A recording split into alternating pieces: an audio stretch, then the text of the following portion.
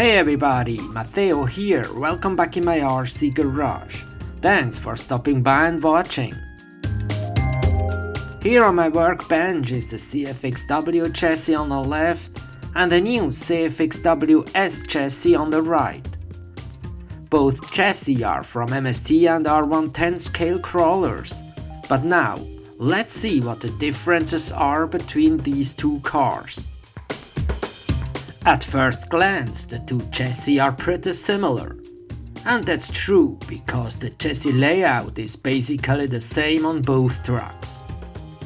But there are also some differences. What first catches the eye are the inner fenders.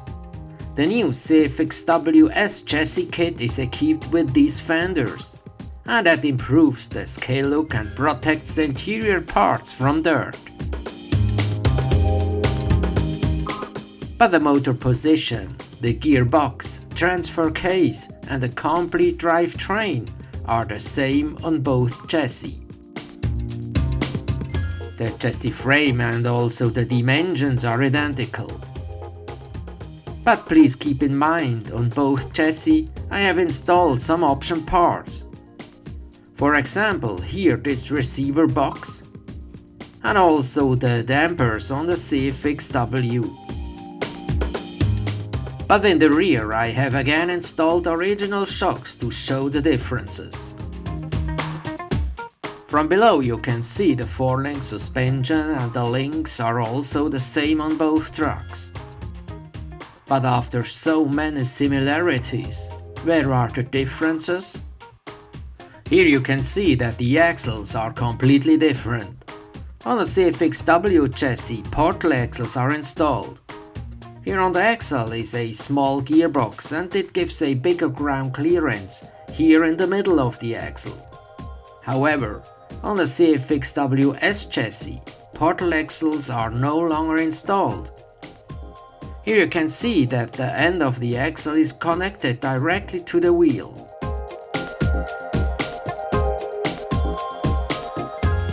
These are the original CFX-W chassis shocks, 18mm long. And here you can see the original shocks of the CFX-WS chassis. These are shorter, only 70mm long. These longer dampers and the portal axles results in a significantly higher chassis than on the new CFX-WS. Here you can see how low the new chassis is compared to the original CFX-W chassis. Of course, the lower chassis is less capable off-road, but it represents a real car much better. The steering servo is installed on the front axle of both chassis. The CFX-W chassis is known for its characteristic wheel camber. Not everyone likes this setting, but as you can see, there is no more camber on the new CFX-WS chassis. The damper mounting screw is inserted from the inside on the original chassis, and this is difficult to access, especially on the front axle. This is not very maintenance friendly. But with the new chassis, the screw is easily accessible from the outside, so it's much easier to remove the dampers. There are also new bumper holders on the new chassis, more like the XLS 610 style with the 2 pins. Unfortunately, the spacing is not exactly the same, so it's still not easy to use an aftermarket bumper. Finally, let's talk about the new wheels. The tires are smaller and narrow, also more like a real tire from a full-size car. You can see here the difference to the original CFX-W wheels.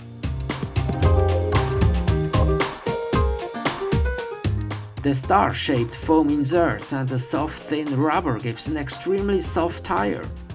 With a stock truck this works, but if you add more weight to the truck, for example with accessories, these tires are too soft.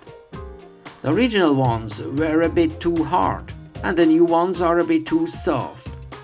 Fortunately, the wheels can be easily replaced. So for me, both chassis have their advantages. If you want an extreme off-road truck, the original CFX-W chassis is a good choice. But if you want a more scale car, the new CFX-WS chassis is the right choice. This is exactly what you can see with mounted tires and bodies. On the left, the off-road master CFX-W, and on the right, the scale-looking DC-1.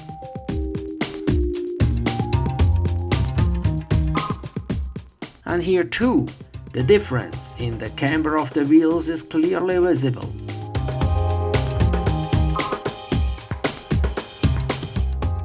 I personally like both, and I'm glad to own these two great RC scale crawlers. I hope you'll like this information. If so, please give me a thumbs up for this video and subscribe to my channel if you haven't already. Thanks for watching and see you next time.